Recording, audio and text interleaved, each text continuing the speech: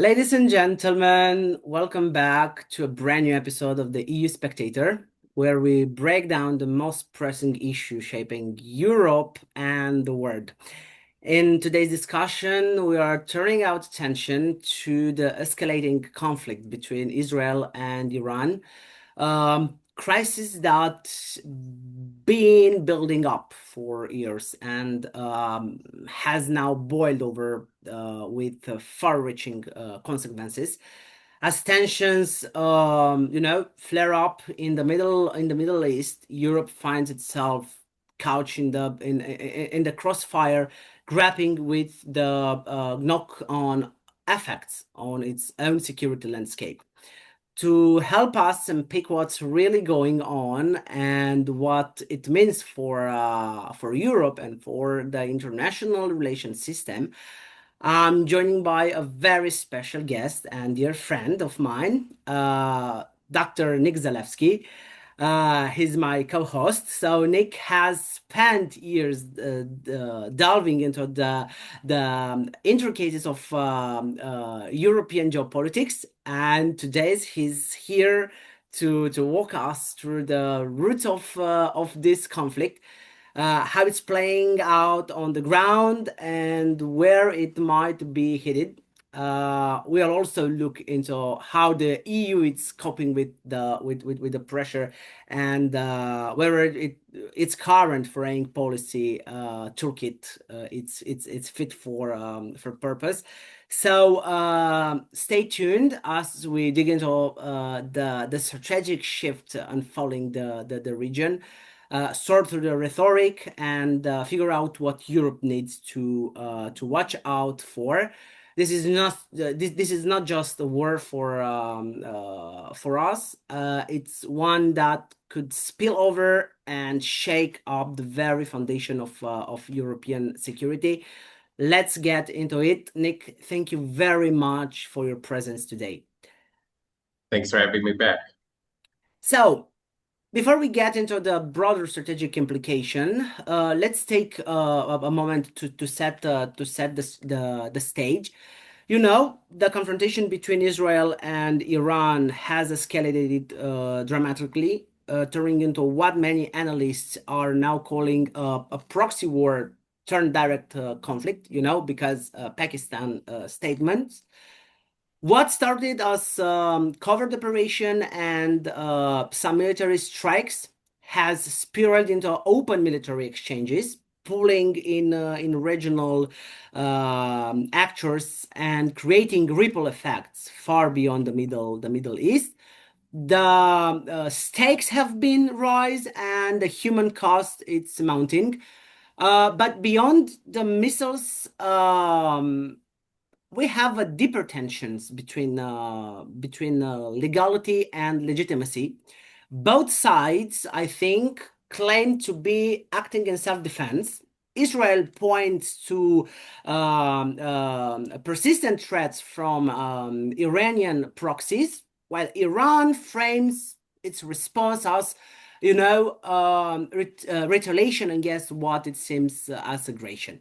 The international community now, meanwhile, appears divided. Some actors call out clear branches of international law, and others look at other way, setting geopolitical necessity or strategic actions. That brings us to a fundamental question in any modern conflict: who gets to define what is legal and what is legitimate? And more importantly, for us, for Europe, how do you respond to those blurred lines, especially when they challenge the norms we claim to uphold?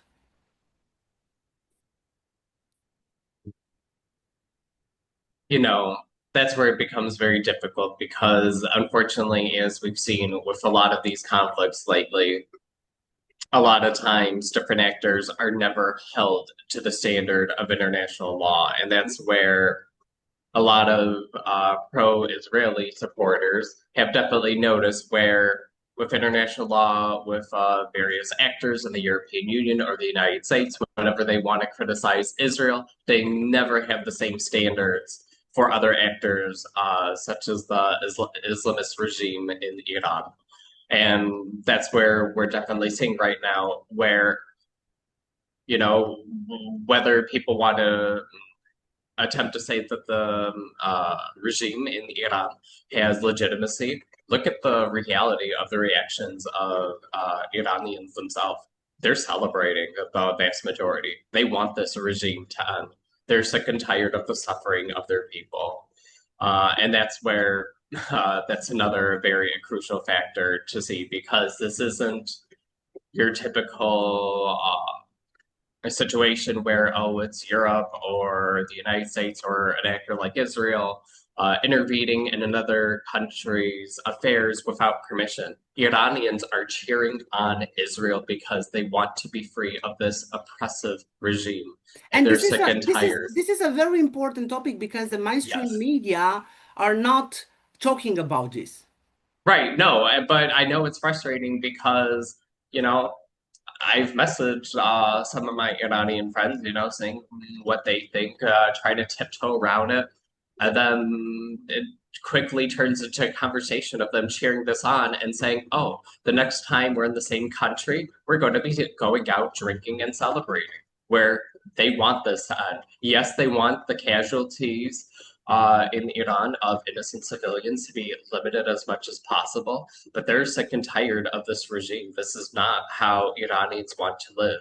This isn't a situation where people could go back and forth debating, for example, of Gaddafi in Libya and how quality of life plummeted for Libyans after his removal. And it really didn't necessarily seem that that's what Libya wanted at all. But for Iran, it's completely different. And it is frustrating that it seems that a lot of media is ignoring that. And I'm seeing a lot of people online in the European Union and the United States ignoring that as well. That this is the will of the overwhelming vast majority of Iranians. Yes, you have a small minority that support the regime, but a lot are sick and tired of the suffering.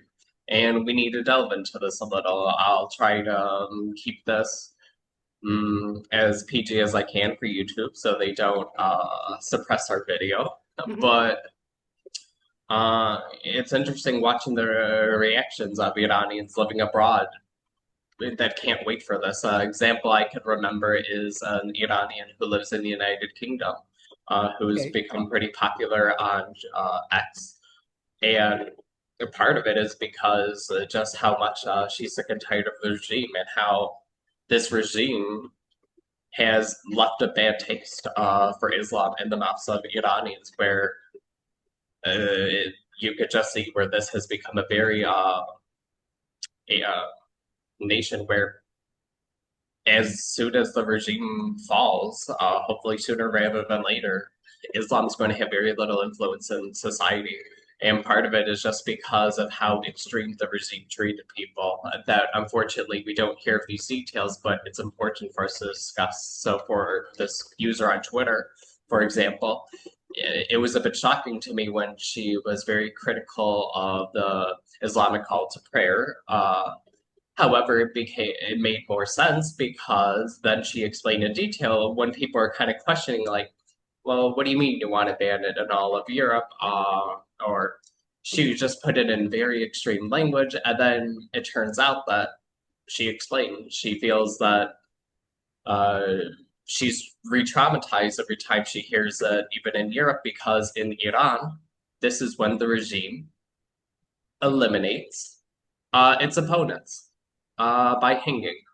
Mhm. So for her, it's very traumatizing here in the call where she almost feels that when she looks up, she'll see people hanging in the square. And this is where Europeans and Americans need a harsh reality check. Why in the world are so many supporting this regime that has funded terror across the Middle East, has destroyed other countries like Lebanon with its support for Hezbollah, destroyed Gaza with its support for Hamas, and has suppressed its own country as well? Because let's be realistic. Okay. Hopefully, this regime falls. Iran will be a very strong regional competitor with how much the people put an emphasis on education. And it will be actually a good thing for Europe, especially Western Europe and the United States, because I definitely see where we've become complacent, where people want to rely on AI. Iranians are going to start kicking our butts again on the world stage when they're actually allowed to progress with research to push their country forward, not in a way that only appeases the Islamist regime. Hmm. So, how do you interpret the way mainstream media outlets and certain, social movements have framed Israel's actions as genocide, not just towards Iran, but also in relation to Muslim communities within its own borders? To what extent do you think this kind of narrative shapes public perception and policy debates in Europe? No, it shapes it in a horrible way. And to be brutally honest, every single one of these journalists, I'll put it in quotes because they're not journalists. They're not abiding by ethics when they flat out lie. Because, for example, one of the most anti Semitic nations in Europe, Ireland, it came out that now there's calls in Ireland to redefine the term genocide because it doesn't apply to Israel. So if it doesn't apply to Israel, well, we have to reshape language so it applies in the way we want. And I just see all these lies based in reality. For example, one was about, oh, well, in Israel, the Arab Israelis don't have access to bomb shelters. So Jewish Israelis were laughing and asking Arab Israelis, okay, we'll leave the floor to you. You chime in. Is this true? And, they said, absolutely not. That it doesn't matter what faith, what ethnic group you may be from in Israel, Mhm. everyone has access to a bomb shelter. It's for anyone in Israel, also for foreigners who may find themselves traveling in Israel at that time. It's not that there's a passport check or ID check to make sure that you're Jewish in order to have access to a bomb shelter. Right. And part of the problem too is how much the media does not hold uh, Gaza and other places in the Middle East accountable to its lies. For example, of Hamas. I believe we mentioned this before in another episode, actually, where Hamas tried to pretend that Israel bombed 500 people in a parking lot. Hmm. There were never any pictures of the incident allegedly showing a mass casualty event. And then, as it turns out, who fired the missile that allegedly landed in the parking lot? Hamas, and it fell back on Gaza because Hamas doesn't care about its own people. It uses them as human shields, it sees them as disposable. And this is the harsh reality that people don't want to accept, that for the very religious, very extremist Islamist groups in the Middle East, they view individuals as disposable, where, oh, well, if you unalive yourself for the cause, you become a martyr. And that's very extreme behavior that people cheer on their own children and grandchildren, sacrificing their own lives for this alleged cause, and nothing happens. It just continues the cycle of suffering and the inability to have peace. Because that's also the harsh reality that people want to keep on trying to say, oh, well, Israel needs to do more for peace. How do you have peace if you have all these very religious Islamist terror groups that are willing to unalive themselves for the movement? Hmm. Those are not individuals who are open to peace, and they never will be. And that's the unfortunate. But we're not going to have the same situation in Iran as Gaza because, unlike in Gaza, where unfortunately a vast majority of the population supports Hamas, that's not the case in Iran. They're cheering on Israel, and that's what I blame the media for not showing. That I see a lot of Iranians online in the diaspora, where obviously they have more freedom of speech in the United States, Canada, Europe. They're cheering this on and thanking Israel for hopefully putting an end to this regime as soon as possible because the vast majority of the public does not support it. And unfortunately, mainstream media does not show this. To bring up, for example, the last soccer cup for Hmm. the men's team. I don't know if you remember, but it was a big topic of discussion that uh, Iran and the United States had a game against each other in the World Cup for the first time in decades. Right. It was very sad, though, seeing the videos on X. I don't know if you saw it because the United States beat them with multiple goals, but there were videos showing from Iran every single time that the United States scored a goal against Iran. You heard loud applause, you heard cheering. They viewed their own soccer team rather than as something as a symbol of themselves to cheer. They viewed it as a symbol of this Islamist regime that they want to end. They did not cheer on their own team, and it was shocking seeing these videos that, of course, unfortunately, mainstream media refused to show because oh my God, we might show Israel in a more positive light that's against this nation. Oh, we can't have that now, can we?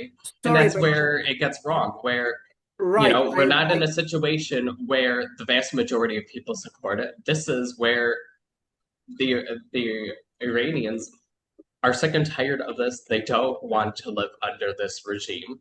And they can't wait until it ends. I Mhm. keep on seeing a lot of people flooding it saying, they don't know if they would ever really move back because they are happy with their lives they established abroad, but they really hope this regime ends just so they could at least say goodbye to elderly relatives before they pass. They're interested in at least having some connection to their nation, but they feel that they've moved on, but they want freedom at least for the people who remain. And that's where people refuse to accept. And it's also very troubling, though, how in the West, let's be brutally honest, with the mainstream media, for a lot of Middle Eastern nations where you have these Islamist groups that have gained power, you have the racist low level of expectations on behalf of these nations, where you actually have people willing to believe that with how extreme Iranian women are forced to dress very conservatively. Oh, that's how they want to live. No, that isn't. That is not traditional Iranian attire. Not at all. And they can't wait until the regime falls so they can't express themselves again. Iranian women don't want to dress like garbage bags. They're sick and tired of having to cover themselves completely or face the penalty of being executed. That's the harsh reality in Iran. And as people pointed out before, yes, Iran was not perfect before the revolution in 1979, but the quality of life for people significantly sank to new lows. For example, before the revolution, women were not allowed to marry until they were women, 18 years old at least, at a minimum. With the revolution, it's 13 years old. It could be as low as 9 years old with father permission. That, but unfortunately, that's where we see where, I want to be clear. When I talk about Islamists, I'm talking about the extremist ideology that sees Islam as a political movement, but also has a horrific interpretation of the religion. We're not talking about moderate Muslims who don't agree with a lot of this rhetoric. Mhm. Where if you see in Muslim nations, a lot of them want girls to have the opportunity to be girls and not get married and have babies before they're even 18 years old. They don't have an issue with the age of marriage being 18 years old, as it was in Iran before the revolution. But because you have these extremist leaders who essentially view women as a tool for countries rather than people who should have rights. But not only the women's. We don't Yes, have we don't no, have even with men, they're also sacrificed if they dare to criticize the regime. yes. It's horrific. I just mentioned women more just because of how, unfortunately, they're that much more, Yeah, and their growth is much more stunted. also Because I'm we also should thinking mention. of a 16-year-old that there's a story going around in Iran where a 16-year-old had the courage to come forward and say that she was raped by a man. Mhm. And what happens? She's Nothing. labeled a whore and gets executed by the state because, oh, well, she chose to have sex before marriage. Exactly. It's like, and this is the regime that mainstream media in Europe and the United States supports almost. But that's where we get into the point that unfortunately, because so much mainstream in Europe and the United States is against Donald Trump, and because Donald Trump doesn't support this regime, Yeah, but all of a sudden, here it's not about here is not about Donald Trump or Joe no, no, Biden. no. It's not about Republicans or Wait, hold on. Democrats. But unfortunately, it does become that because I've noticed in the United States, whenever Donald, for example, it unfortunately has come that way, where if Donald Trump is against something or Donald Trump supports that, different mainstream media outlets in the United States or Europe, they'll find an excuse to be completely against it and to try to argue against it. And we see that right now, for example, in the United States with illegal immigration.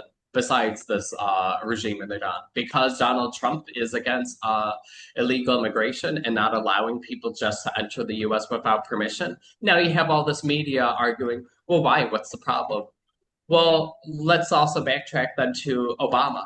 Obama deported millions of people who entered the country illegally. Mainstream media never criticized this to the extent that they are now in Europe or the United States. But now, Yeah. because Donald Trump's back in power, oh my God, now we have a problem with this. Include, and it's getting to the point that now you have mainstream media outlets so extreme they're defending gangbangers in the United States, people who murdered Americans, who raped Americans. And this is who mainstream media is defending. And why I say this is because you have a gang member in the state of Maryland who's an illegal immigrant. Who also beat his own wife, where he had protective orders against his wife to make sure that he couldn't get within a certain distance of her. And how does American media refer to him? Maryland father. I it's how people whitewash the narrative, and unfortunately, we're almost seeing that now, where because Donald Trump is posturing, where because we haven't officially entered this conflict, but he's posturing simply to try to get the regime to finally step down, disappear forever, allow Iranians to be free of their miserable garbage, get rid of their rhetoric in the country. They don't want to live under this regime.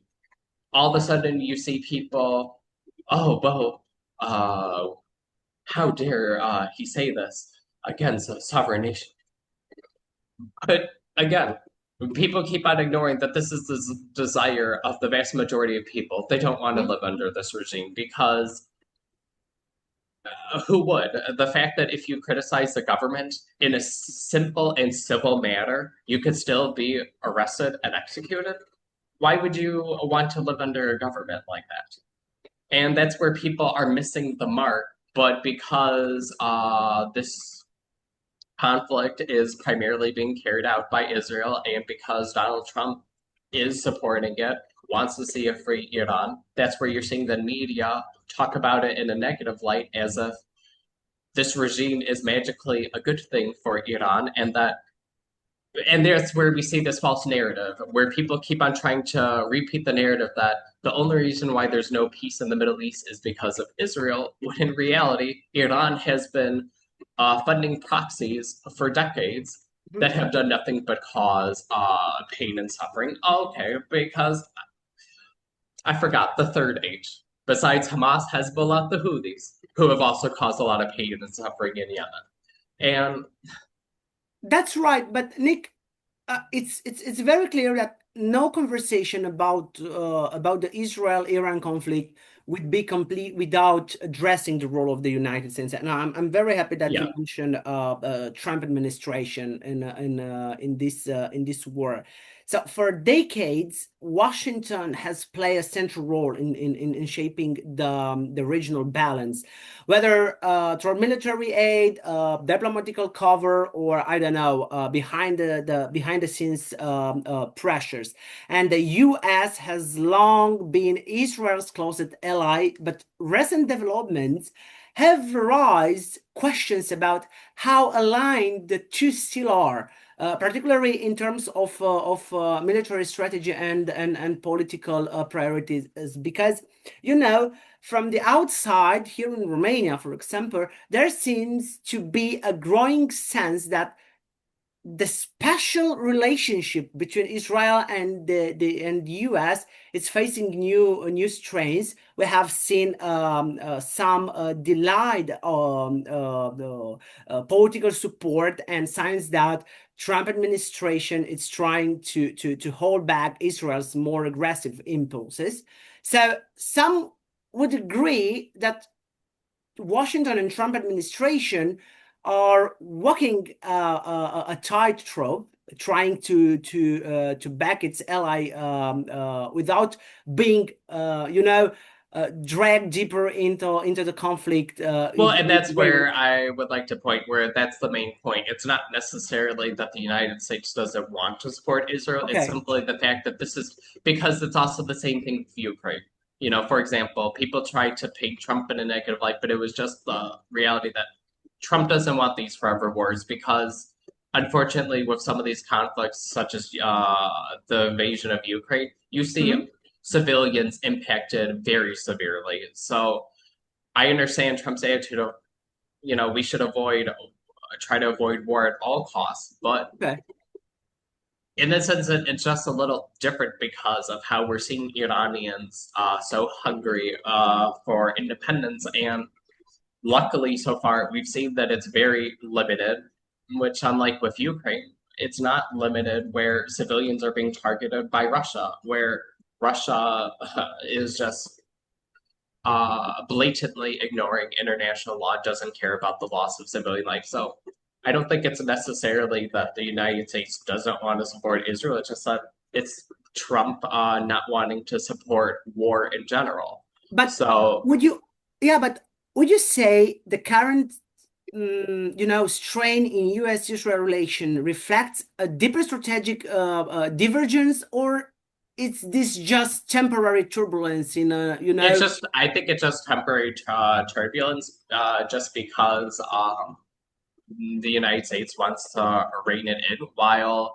Israel realized it's now or never with Iran because of the reports that Iran was very close to nuclear weapons, where it was now or never allowing for to be able to topple the regime and allow Iranians to take back control of their own nation, because that's Mhm. the harsh reality. If Iran was to have nuclear weapons, how would anybody ever be able to support the majority of people who don't want this regime to stay in power? If the regime ever got its hands on significant nuclear weapons, it would be over. That would be the government until it somehow possibly toppled itself, where I think Israel realizes through intelligence, because as we've seen, it's very obvious that Mossad was able to infiltrate in Iran for these attacks that have taken with such precision, knowing what bedrooms to hit. Because as you've seen the images coming from Iran, where this has been a very targeted mission, because they're not even destroying entire apartment buildings. They're simply targeting specific apartments where everybody else in the building is fine. It's just one leader of the regime being taken out in the building because they knew which wall to hit in order to hit a target that bedroom specifically. So, and I think it's just also kind of a reflection of the fact that for Europeans and Americans in general, Okay. we're getting further and further from remembering ever being an all-out war, because especially that's just the harsh reality where, and that's where we see the divergence in the European Union itself, that nations that were forced to be part of the Soviet Union in Central and Eastern Europe, they're the ones who are much more aggressive about keeping a strong army to ward off the potential of an attack of Russia, because they know the evils of Russia and what it's capable of, that there's a complete disregard for life, while the United States and Western European Union nations, we're getting further and further from World War II, which was the last time that there was a a very serious declaration of war against us. Yes, we've had different terrorist attacks, unfortunately, like 9/11, but that's still different in a way that it wasn't with the intention of starting a war like the attack on Pearl Harbor in Hawaii during World War II, when we saw the Nazi invasion in World War II, and then the Soviet Union also trying to take over Europe as well.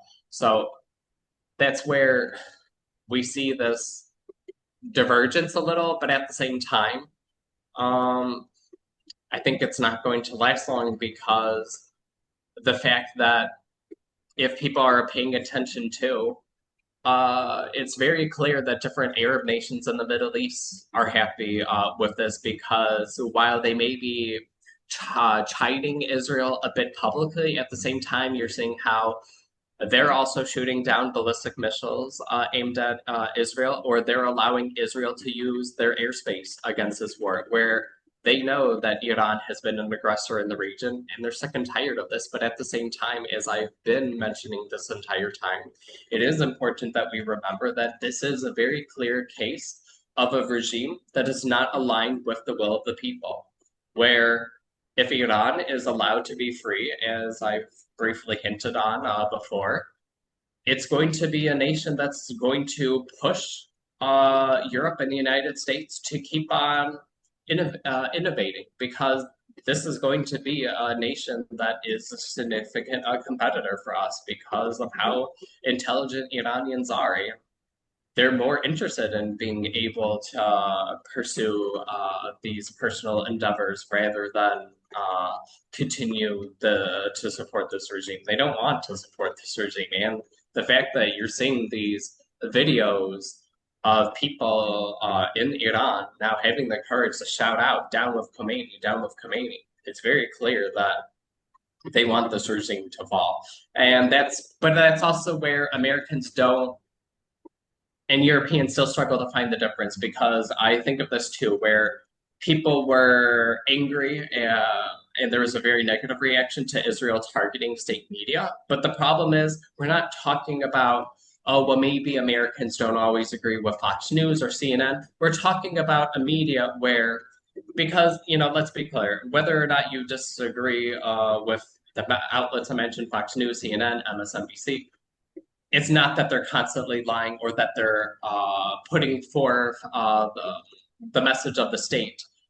Iranian state media is literally the microphone of the state where they just say whatever the government wants them to say. There is no investigative journalism into government corruption. It's simply they repeat what they're allowed to say by the government. And again, like in other situations, Iranians were cheering that the state media was targeted because they realized that it's evil in the country where when you have supporters of the regime, it's at the fault of state media that just parrots whatever the government wants them to, where people end up believing it, but it's just harmful propaganda and it's not necessarily in reality.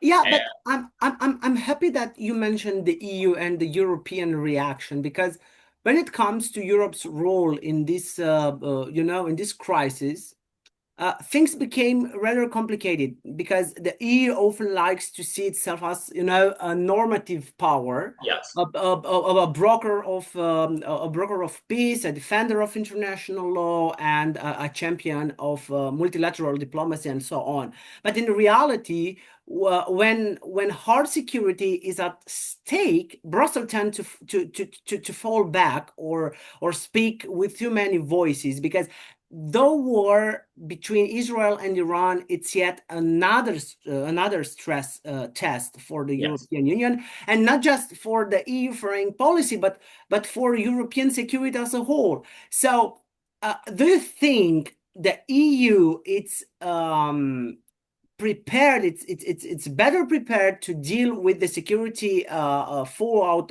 of prolonged Israeli-Iran conflict, and what kind of role should Europe actually be playing here? Because, we are talking about a reactive, mediating, or I don't know, perhaps something more assertive I got to You be know, honest with you, and I want to call it out for what it is. I do believe that the European Union is simply worried that there's going to be another refugee crisis. But at the same time, if we want to be realistic, if we look at Iranians in Europe, they're highly educated individuals. Where mhm, if they're coming to Europe, the European Union, they're coming as bachelor, masters, and PhD students. They're not looking for free handouts from the European Union. They're looking to be able to contribute and simply push themselves forward in their personal endeavors that they're not able to back in their home country. It's not the same problems that we have with other nations where there's not as high access opportunities, where there's not as a high emphasis not necessarily on higher education, where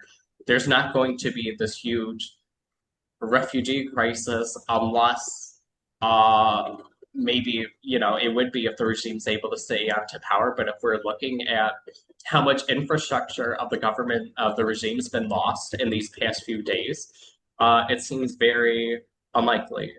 mhm.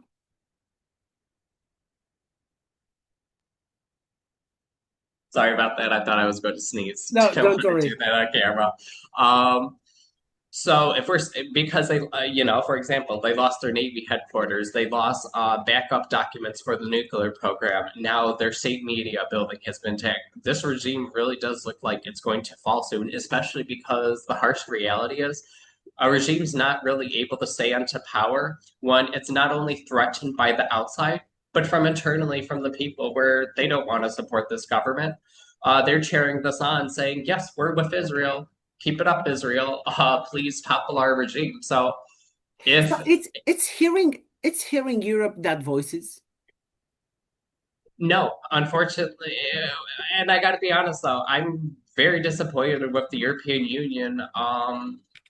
With its reaction to Syria, where the current president now of Syria was a member of Al Qaeda, was a member of ISIS. So it's like, and here's the European Union freely giving money. One, the European Union, basically, it was very little covered in the media Mhm. about how Christians and Alawite Muslims in Syria were being slaughtered by this new government. And we just didn't talk about it. And it's like, so let me get this straight. The countries that constantly want to criticize Israel, constantly want to accuse it of genocide, the minute that you have a government in Syria being run by a former Al Qaeda, former ISIS member, oh, it's okay for him to go around unaliving Christians and Alawite Muslims, attacking the Druze religious minority community, and the European Union says nothing.